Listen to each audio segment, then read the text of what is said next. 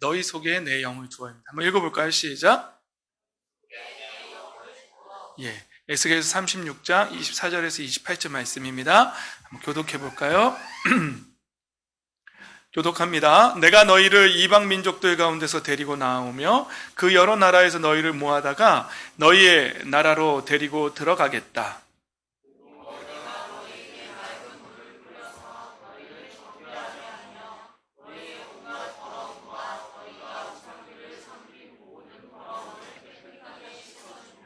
너희에게 새로운 마음을 주고 너희 속에 새로운 영을 넣어주며 너희 몸에서 돌같이 굳은 마음을 없애고 살갗처럼 부드러운 마음을 주며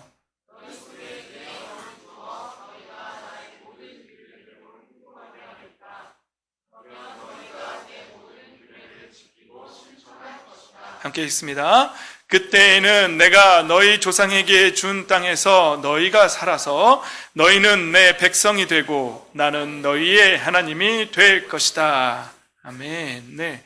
예. 제목이 왜 그런지 알겠죠? 예. 본문에 나와 있는 대로 제가 제목을 붙인 거예요. 이번 주 중에 제가 집에 들어가서 저녁 먹으면서 이제 TV를 켜는 버릇이 있는데 우연히 켰는데 어떤 프로그램 하나가 하더라고요. 근데 그게 신동엽 씨가 나오는 건데 실화 탐사대인가요? 뭐 그런 게 있어요. 하여튼 뉴스에 나왔던 사건들을 다시 한번 들여다보는 진짜 실제 우리나라에서 일어났던 범죄, 그러니까 썩 그렇게 기분 좋은 프로그램은 아니더라고요. 이제 뭐 보통 대개는 살인 사건 뭐 이런 것들을 이제 다시 한번 조명해 주는 그런 프로그램인데 제가 그걸 보다가 경악했어요. 이게 좀 19금인데 오늘 말씀의 내용은 이제 우리 아이들이 잘 배워야 하는 내용이긴 한데 초반은 좀 19금이에요. 이거 어떻게 전달해야 될지 잘 모르겠어요. 그 프로그램의 내용은 이랬어요. 어떤 한 가해자, 범인, 성폭행한 내용이거든요. 근데 그 사람이 성독착증이 있었고요. 그런데 아는 지인의 약혼녀를 새벽에 찾아가서 성폭행하는 그런 내용이에요. 진짜 있었던 사건이죠. 그런데 경악하는 내용이 이제 그 사람이 이제 그 피해자가 아파트 안에서 피한 거예요. 도망친 거예요. 그러다가 이제 그 베란다에서 떨어진 거 6층이었답니다. 근데 이제 다행히 밑에 나무 같은 이런 둥그런 풀숲 같은 게 있어서 죽질 않은 거예요. 이제 다친 거죠. 머리에서 피가 나고 이제 떨어졌는데, 근데 이 범인이 내려가서 그 여자를 들고 와서 다시 그 집으로 데리고 들어와서 자기의 욕정을 채운 거죠. 그리고 이제 범행을 은폐하려고 잘 정리하고 나갔는데 그 여인이 죽은 거죠. 근데 119가 와서 봤더니 머리에는 막 나뭇잎들이 묻어있고 피가 흘러있고 이건 그냥 똑바로 누워서 죽어있긴 한데 뭔가 문제가 있다 해서 조사가 들어갔는데 이제 그 CCTV에 찍힌 거랑 다 나왔는데 이 사람은 이미 그런 범행했던 이력이 있던 사람 다 찍혀서 다 나왔어요. 그런데 CCTV에 자기를 가리려고 이렇게 수건으로 얼굴을 쓰고 이제 들어갈 때 입었던 옷을 싹 갈아입고 안 걸리려고 그 집에 있던 옷으로 싹 갈아입고 신발도 다 갈아 신고 다시 내려오고 이런 일들이 막 있는 거예요. 그래서 저는 그걸 보면서 야, 인간이 이렇게까지 되는구나. 근데 이제 그 사람은 보통 정상적인 사람 같으면은 그 6층에서 떨어진 그 사람한테서 어떤 그런 욕구를 느끼진 않을 거 아니에요. 근데 이 사람은 이제 이번이 세 번째 이제 감옥에 가는 건데 같은 동종 범행으로. 그런데 그 앞에 있는 범행도 다 이제 심하게 구타를 하고 이제 그렇게 하는. 그러니까 그 쉽게 말하면 뭐예요? 그런 가혹행위를 막 하면서 그런 걸 느끼는. 그러니까 여자가 떨어져서 아파도 그게 아무런 문제가 되지 않는 거죠. 오히려 상대방이 고통스러워하는 걸 즐기는 사람이니까. 근데 그걸 보면서 이제 참 인간이 참 너무 타락했다. 이런 생각이 드는 거죠. 그래서 떠오른 말씀들이 있었어요. 이제 이런 거죠. 예레미야 17장 말씀입니다. 이제 여기서부터 읽어볼까요? 17장 9절 10절 한번 읽어볼까요? 시작. 만물보다 거짓되고 심히 부패한 것은 마음이라. 누가 능히 이를 알리오마는 나 요한은 심장을 살피며 폐부를 시험하고 각각 그의 행위와 그의 행실대로 보응하나니. 이게 개역 개정이고요. 우리가 보는 세 번역으로 다시 읽어볼까요? 시작. 만물보다 더 거짓되고 아주 썩은 것은 사람의 마음이니 누가 그 속을 알 수 있습니까? 각 사람의 마음을 살피고 심장을 감찰하며 각 사람의 행실과 행동에 따라 보상하는 이는 바로 나 주다, 이렇게 말씀하십니다. 예레미야서 17장에 보면 만물보다 더 거짓되고 아주 썩은 것이 뭐라고요? 사람의 마음이라. 이 말씀도 또 생각났어요. 시편 14편 말씀입니다. 한번 읽어볼까요? 시작. 어리석은 사람은 마음속으로 하나님이 없다 하는구나. 그들은 한결같이 썩어서 더러우니 바른 일을 하는 사람이 아무도 없구나. 주님께서는 하늘에서 사람을 굽어보시면서 지혜로운 사람이 있는지 하나님을 찾는 사람이 있는지를 살펴보신다. 너희 모두는 다 다른 길로 빗나가서 하나같이 썩었으니 착한 일을 하는 사람이 하나도 없구나. 하나님께서 이 땅을 살펴보시는데 하나님을 찾는 거예요. 선한 일을 하는 사람들이 있는지 찾아보는 거예요. 저기 가로 안에 보면 어리석은 사람은 시편에서 어리석은 사람이라고 번역된 히브리어 나발은 도덕적으로 결함이 있는 자를 가리킨다는 거죠. 도덕적으로 문제가 있는 사람들 가리키는 거예요. 또 한 구절 읽어볼까요? 로마서 3장입니다. 시작. 성경에 이렇게 기록되어 있습니다. 의인은 없다. 한 사람도 없다. 깨닫는 사람도 없고 하나님을 찾는 사람도 없다. 모두가 곁길로 빠져서 쓸모가 없게 되었도다. 선한 일을 하는 사람은 없다. 한 사람도 없다. 그들의 목구멍은 열린 무덤이다. 혀는 사람을 속인다. 입술에는 독사의 독이 있다. 입에는 저주와 독설이 가득 찼다. 발은 피를 흘리는 일에 빠르며 그들이 가는 길에는 파멸과 비참함이 있다. 그들은 평화의 길을 알지 못한다. 그들의 눈에는 하나님을 두려워하는 빛이 없다. 성경은 우리에게 말하는 거예요. 이 세상에 의인이 있다고요? 선한 사람이 있다고요? 없다. 한번 질문하겠습니다. 난 선해요. 난 의인이에요. 난 착한 사람이에요. 라고 자신 있게 손들 수 있는 사람 어디 한번 손들어 보십시오. 우리 어린 친구들한테서 손이 좀 들어질 것 같은데, 선유야, 선유는 스스로 착하다고 생각 안 해요? 모르겠어요. 모르겠다는 건 악한 거예요. 조금 내 생각에도 좀 악한 게 있으니까 잘 모르겠다고 말하는 거예요. 아직 어려서 이렇게 그게 우리 어린 친구들은 아직 어려서 이 악한 본성이 겉으로 드러난 행동이 있죠. 그러니까 이게 속이 썩었는데 그게 행동으로 표현되면 그게 뭐죠? 그게 범죄죠. 그게 이제 드러난 게 열매죠. 죄의 열매죠. 그런데 이제 저는 지금 48년을 살지 않았겠습니까? 48년을 산 저하고 이제 우리 선유 몇 년 살았죠? 8년 살았죠? 8년을 산 선유하고 그 썩은 마음이 누가 더 많이 행동으로 드러났을까요? 네. 아주 꺼리낌 없이 아주 감사합니다. 팩트죠. 네. 그래서 우리 어린 친구들은 잘 모르겠다고 하는 말이 맞아요. 왜냐하면 몇 년 안 살았으니까 그 행동이 많이 안 나왔잖아요. 우리 고등부 형아들한테 물어볼까요? 네? 네. 누구한테 물어볼까요? 네, 현수. 오현수. 이러는 것 같아요. 현수야, 선하니? 아니죠? 네. 그러면 여러분 다시 질문할게요. 여러분들 안에 이 속이 썩은 게 깨달아지세요? 썩은 거. 그 사람 좀 전에 제가 말했던 그 TV 프로에 소개된 그 죄인은 사실은 그게 행동으로 옮겨진 거예요. 그런데 미안하지만 그 썩은 것들이 우리 안에도 있어요. 예. 그 부인할 수 있나요? 부인할 수 없어요. 성경이 증명하고 있잖아요. 증언하고 있잖아요. 선포하고 있잖아요. 만물보다도 거짓되고 심히 부패한 아주 썩은 것이 우리 마음이라고요. 성경은 그렇게 말하고 있습니다. 그래서 성경은 모든 사람이 다 타락했다고. 해 아래 선한 사람, 의인은 아무도 없다고 말하는 거예요. 미안하지만 우리가 하나님 앞에 심판받는 이유는 그것 때문입니다. 우리가 행위로 우리의 죄악을 행동으로 옮겨서 드러내지 않았다 할지라도 우리 안에 있는 이 썩은 것 때문에 우리는 진노의 대상이고 심판의 대상입니다. 하나님께서 노아 시대 때 왜 사람들을 물로 심판하셨을까요? 하나님께서 이렇게 말씀하십니다. 내가 이 땅에 사람 지은 것을 후회한다. 한탄한다. 얼마나 썩었길래, 얼마나 우리가 그때 당시 성경의 증언은 생각부터 모든 계획이 아주 악하죠. 저 어린아이도 지 승질에 안 맞으면 저 분노를 표현하는 걸 보십시오. 인간은 다 썩었어요. 너무 잔인한가요?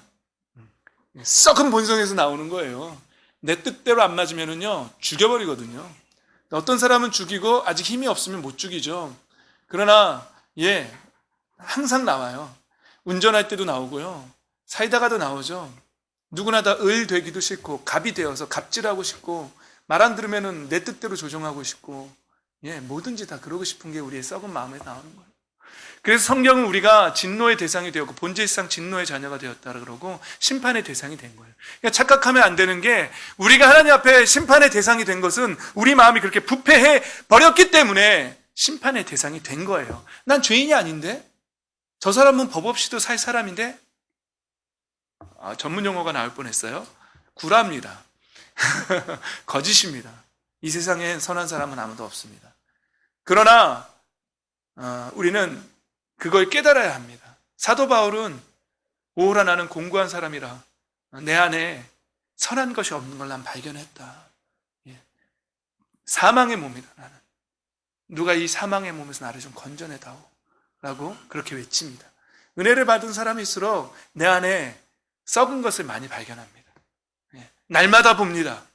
내 안에 있는 더러움, 그리고 상대를 조종하고 싶은 마음, 갑질하고 싶은 마음, 을이 되고 싶지 않은 마음, 심지어는 전도할 때도 우리는 갑질을 해요. 을의 입장에 서고 싶어 하지 않아요. 전도할 때도 나는 선포라는 이름으로 믿지 않는 사람 입장에서 우리가 갑질하는 거예요. 너 지옥이야. 물론 선포해야죠. 그러나 지금 시대에는 그렇게 갑질하면 안 돼요. 이건 다른 얘기고요. 오케이. 은혜를 많이 받은 사람일수록 자기 안에 썩어 있는 것을 많이 봅니다.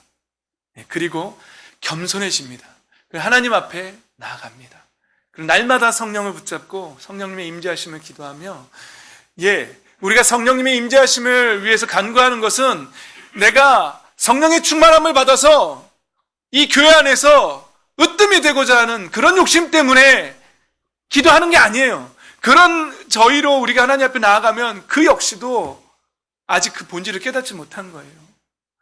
우리가 성령을 받아야 하는 이유는 내 안에 더러움을 더 많이 발견하고 나의 교만을 더 많이 보고 더 겸손한 사람이 되어서 더 섬기는 사람이 되어서 교회의 유익을 위해서 내가 어떻게 하면 주의 몸된 이 교회를 위해서 섬길 수 있을까를 위해서 그렇기 때문에 더 기도하는 것이고 더 은혜를 받아야 하는 것이고 더 성령의 충만함을 받아야 하는 것입니다. 모든 사람은 타락했습니다. 그래서 하나님 앞에 심판받아야 합니다. 심판의 대상이 되어 버렸습니다. 그런데 또 한 가지 착각하는 것이 있어요. 세상 사람들은요, 이 구원을 받는, 용서받는 방법에 대해서 이걸 착각하고 있어요. 사람들의 착각이 이거예요. 착한 일 한번 하면, 여러분 한번 물어봅시다. 아까 말했던 그 범죄자, 6층에서 떨어진 그 피해자를 다시 끌고 올라가서 자신의 욕정을 채운 그 범죄자가 착한 일을 한번 했다 칩시다. 그 죄가 지워질까요? 그럼 착한 일을 100번 했다고 칩시다. 그 여자는 죽었어요. 그 사람이, 그 가해자가 착한 일을 100번 했다 칩시다. 아니 1000번 했다 칩시다. 착한 일을 10,000번 했다 칩시다. 지나 길 가면서 쓰레기도 줍고 가난한 사람한테 자기 재산도 나눠주고 할머니 짐도 들어주고 또 생각나는 착한 일 다 얘기해 보세요. 여러분들이 살면서 생각하는 선이야 착한 일 얘기해봐요. 엄마 아빠 뭐 도와드리고 집에 있는 쓰레기 갖다 버리고 동생들 잘 돌보고, 물론 그렇게 안 하고 있지만, 어쨌거나 그 인간이 그런 착한 일을 100만 번 했다 칩시다. 그 죄악이 지워집니까? 절대 지워지지 않습니다.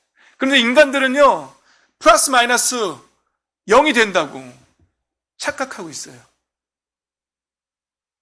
이 착각에 빠지면 안 됩니다. 그래서 성경은 선행으로 천국에 갈 수 없다고 말하는 거예요.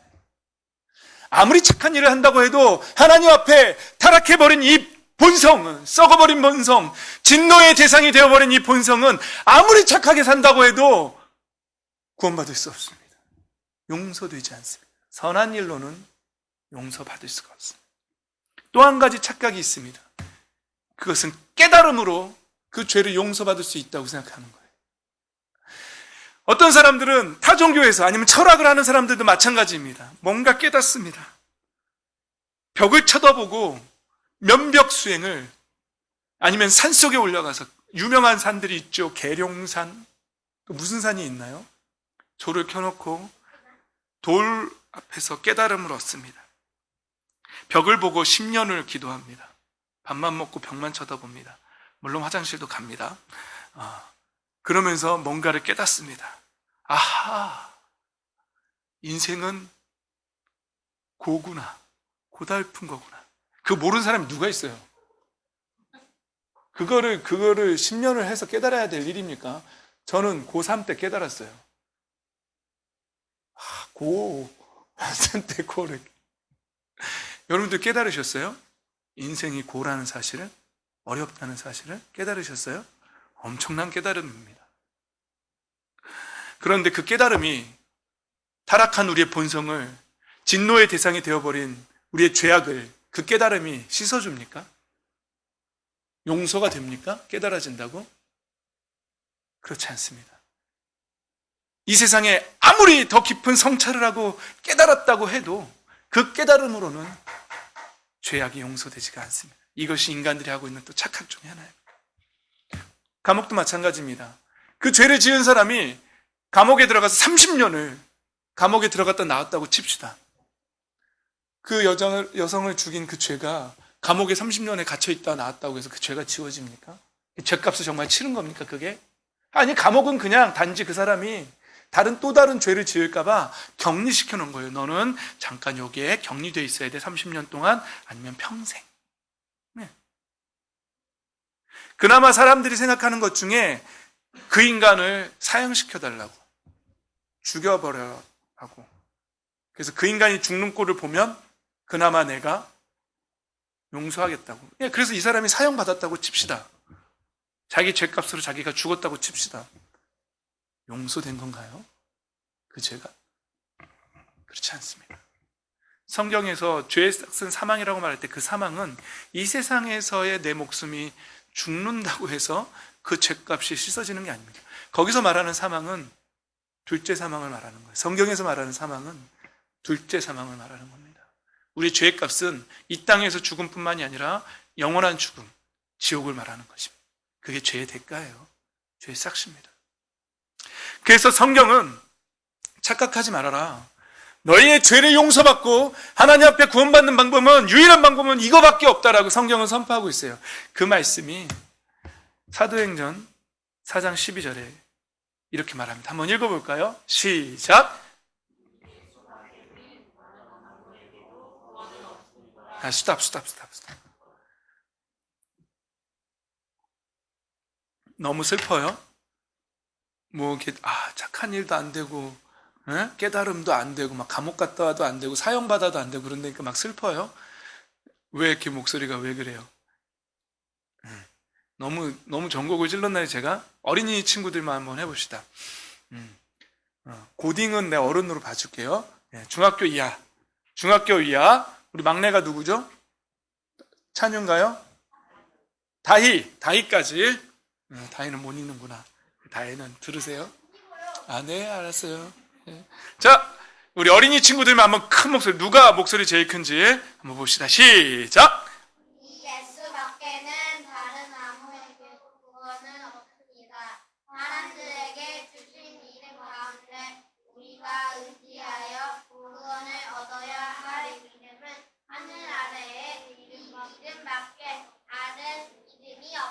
예, 성경이 선포합니다. 우리 어른들이 다시 한번 우리 아이들 귀에 분명하게 들리게 한번 읽어줍시다. 시작!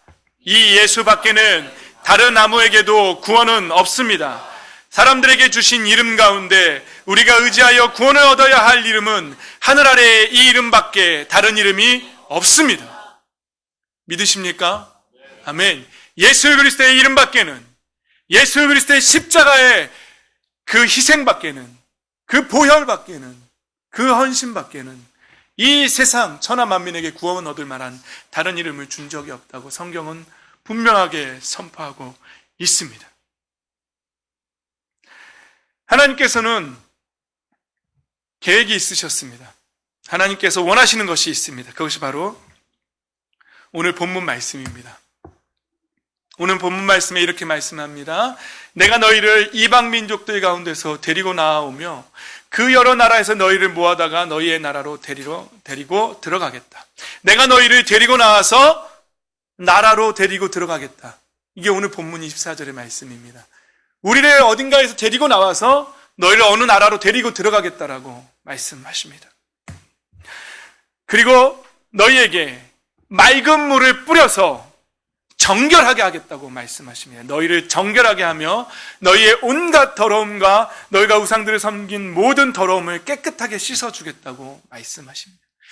어느 나라로 데리고 들어가시는데 먼저는 맑은 물을 뿌려서 우리를 씻으시겠다고 합니다. 더러움을 깨끗하게 하겠다고 합니다. 왜냐하면 그 나라는 그 더러움을 가지고 들어갈 수 없기 때문입니다. 26절 말씀입니다. 너희에게 새로운 마음을 주고 너희 속에 새로운 영을 넣어주며 너희 몸에서 돌같이 굳은 마음을 없애고 살갗처럼 부드러운 마음을 주며. 이 세상의 모든 사람들은 그 본성이 타락해버렸습니다. 그러나 하나님께서 원하시는 것은 그 타락해버린 본성에 새 마음을 주고 그 속에 새로운 영을 넣어주고 그 굳은 마음들을 없애고 부드러운 마음으로 변화시키겠다고 말씀하십니다. 그것이 하나님의 계획이고 하나님이 진정으로 원하시는 것입니다. 그 방법이 너희 속에 내 영을 부어서 너희 속에 내 영을 불어넣어서 너희가 나의 모든 규례대로 행동하게 하겠다.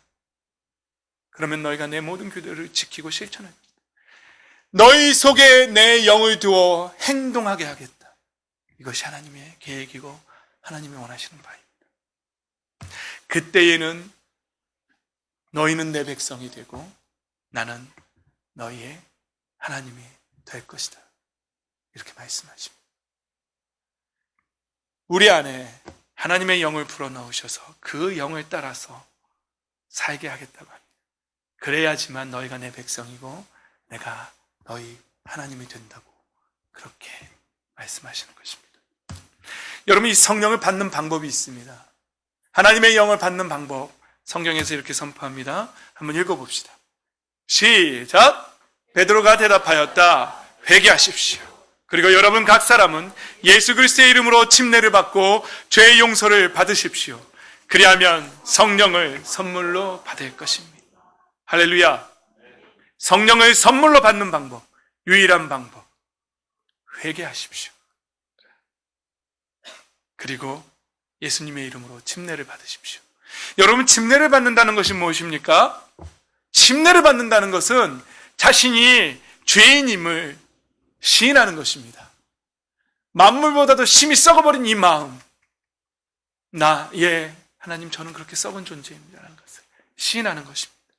그리고 예수님이 하나님의 아들이시며 나를 위해 이 땅에 오셨고 예수님의 십자가만이 나의 죄를 씻어줄 수 있다는 것을 분명하게 깨닫고 알고, 그리고 마음의 문을 열고 예수님을 영접한 것, 나는 그렇게 영접했습니다. 그리고 여러 사람들 앞에서 그것을 의식으로 고백하는 것, 그게 침례 의식입니다.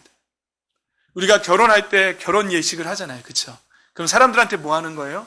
우리 둘이는 이제 부부예요. 여자는 이제 내 아내입니다.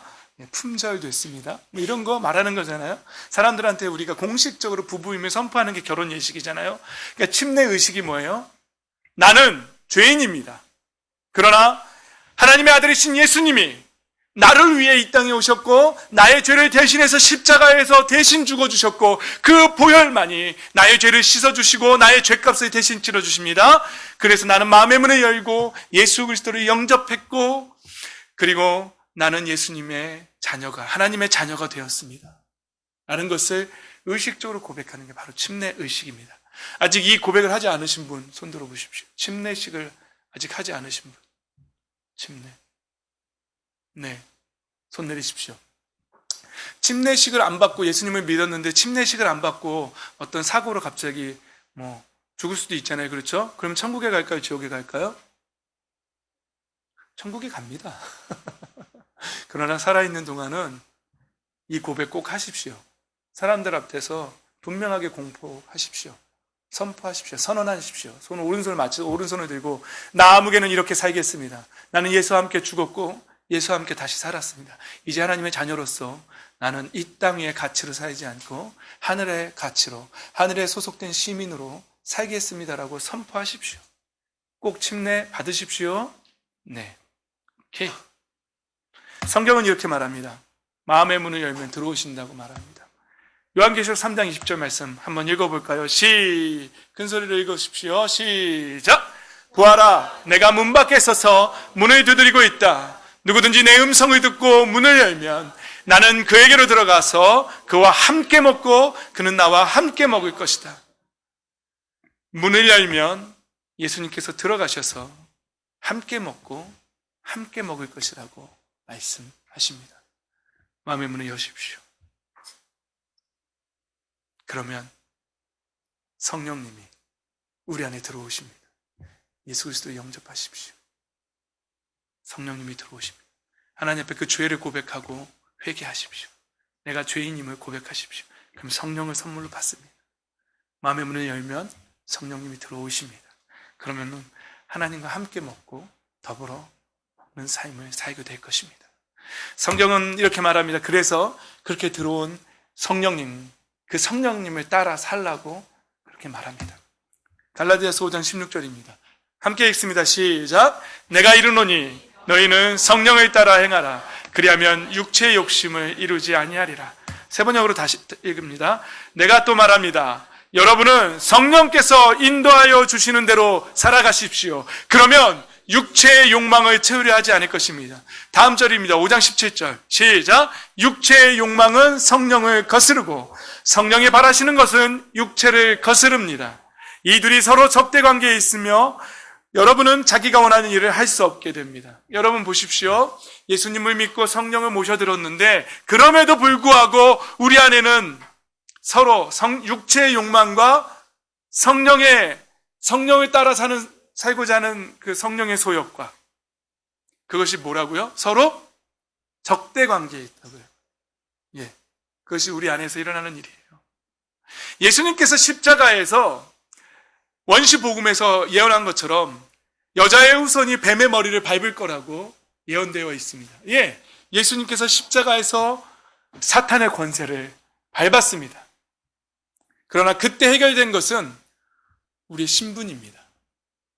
예수님을 믿는 자들의 신분이 회복된 겁니다. 우리 하나님의 자녀가 된 거예요. 그런데 십자가 위에서 예수님이 밟으셨음에도 불구하고 해결되지 않은 것이 있습니다. 그것은 우리의 성품입니다. 그것은 예수님의 십자가에서 단번에 이루어지지 않는 문제입니다. 우리의 신분은 우리를 의롭다라고 칭해 주시는 이 신분의 문제는 우리가 하나님의 자녀가 되는 것은 십자가 안에서 단번에 이루어집니다. 그러나 이루어가는 구원, 우리의 성품, 우리 안에 있는 그 상처들, 아까 말했던 행복의 길에서 말했던 우리의 과거에 갖고 있는 우리의 상처들은 십자가에서 단번에 이루어지는 것이 아닙니다. 우리는 구원을 이루어 가야 하는 것입니다. 예. 그래서 우리 안에는 여전히 타락한 본성이 아직 있습니다. 예. 그러나 성령을 따라 살면 그 타락한 본성을 누를 수 있고 제어할 수 있고 우리는 성령을 따라 살아갈 수 있다고 성경은 분명히 말하고 있습니다. 그럼 명심하십시오. 우리 안에는 여전히 육체의 욕망이 아직 있다는 사실을 명심하십시오. 그것에 그런데 예. 그것에 지는 사람들이 있는 거죠. 저도 질 때가 있습니다. 예, 물론 뭐 엄청난 큰 죄를 짓는 건 아닌데요. 네. 이런 거죠. 최근에 엑스맨 영화가 개봉했잖아요. 근데 별로 인기는 못 얻었다 그러더라고요. 그런데 엑스맨 시리즈가 다 궁금한 거예요, 갑자기. 근데 한쪽 마음에서는 그러지 말고, 기도하지. 그러지 말고 성경에 있지. 한쪽 마음에서는 그러는 거예요. 근데 한쪽 마음에서는 너무너무 궁금한 거예요. 그래서 두 마음이 제 안에서 막 싸우는 거예요. 네. 그래서, 영화를 보는 게 죄는 아니지만, 그것에 집착하고 빠져드는 것은, 그래서 나의 영적인 삶에 영향을 주는 것은, 그것은 하나님의 자녀로서 문제가 있는 거죠. 네, 그런 겁니다. 예를 들어서. 여러분들한테 뭐가 있나요? 여러분들이 하나님의 자녀임에도 불구하고 여러분들 안에서 여전히 나를 끌고 가는 육체의 욕망들이 무엇입니까? 시기입니까? 질투입니까? 아니면은 막 재수 없는 마음입니까? 그래서 막 분노로 쏟아냅니까? 입으로? 저 XXX 왜 나보다 잘생긴 거야? 그러면서 그러니까 아니면 왜 쟤는 나보다 더 잘난 거야? 그래서 돈 많은 것들, 잘난 것들, 뭐 뭔가 하여튼 뭔가 있을 거 아니에요. 예? 내 안에 뭔가 나를 아니면 야동입니까? 여전히 나를 끌고 가는 게 하여튼 육체의 욕망대로 살지 말라고 성경은 분명하게 말합니다. 성령을 따라 살라고. 성령을 따라 살라고. 예. 자, 성령을 따라 사는 사람이 하나님의 자녀입니다. 요한복음 1장 12절 말씀 한번 읽어봅시다. 시작! 영접하는 자, 곧 그 이름을 믿는 자들에게는 하나님의 자녀가 되는 권세를 주셨으니 이는 혈통으로나 육정으로나 사람의 뜻으로 나지 아니하고 오직 하나님께로부터 난 자들입니다. 세 번역으로 읽으면 그러나 그를 맞아들인 사람들, 곧 그 이름을 믿는 사람들에게는 하나님의 자녀가 되는 특권을 주셨다. 이들은 혈통에서나 육정에서나 사람의 뜻에서 나지 아니하고 하나님에게서 났다. 네, 이 말씀을 정리해 보면은 이렇습니다. 예, 영접하는 자, 그를 맞아들인 사람들, 곧 그 이름을 믿는 자들은 하나님의 자녀가 되는 권세, 특권을 주신다는 거예요. 그런데 이런 사람들은 혈통에서, 그러니까 인간적인 족보에서 태어난 사람이 아니고 하나님께로부터 다시 태어난 사람이라는 거예요. 이 사람이 바로 하나님의 자녀라는 거예요. 성령으로 다시 태어난 사람들. 그런데 이 사람들이 하나님의 자녀이면서 또 상속자라는 거예요. 로마서 8장 17절입니다. 시작! 자녀이면 또한 상속자, 곧 하나님의 상속자요 그리스도와 함께한 상속자니 우리가 그와 함께 영광을 받기 위하여 고난도 함께 받아야 할 것이니라. 예, 이렇게 말씀하십니다. 그래서 성경은 이렇게 말합니다. 어리석은 자 되지 말라고. 히브리서 12장, 네, 여기까지만 하겠습니다.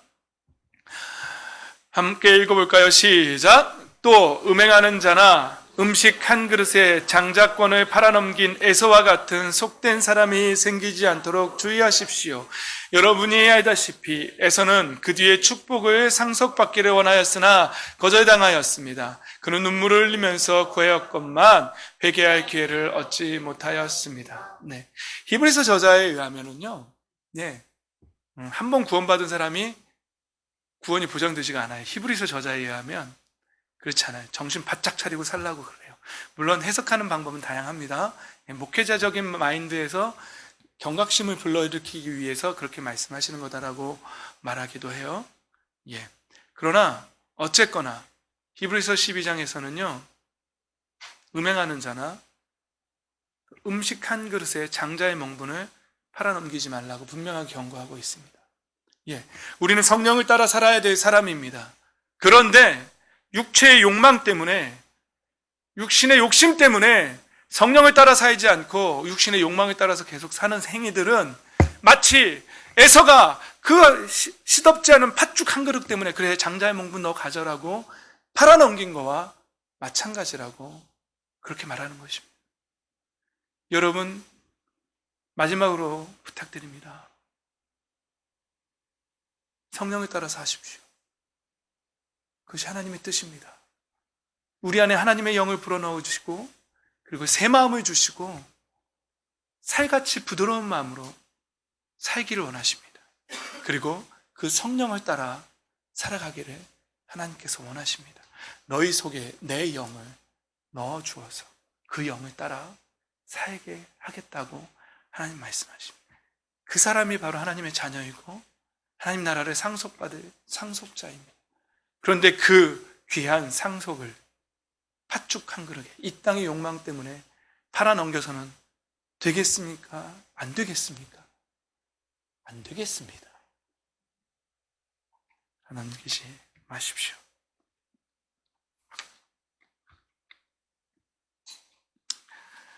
날마다 성령을 따라 사십시오.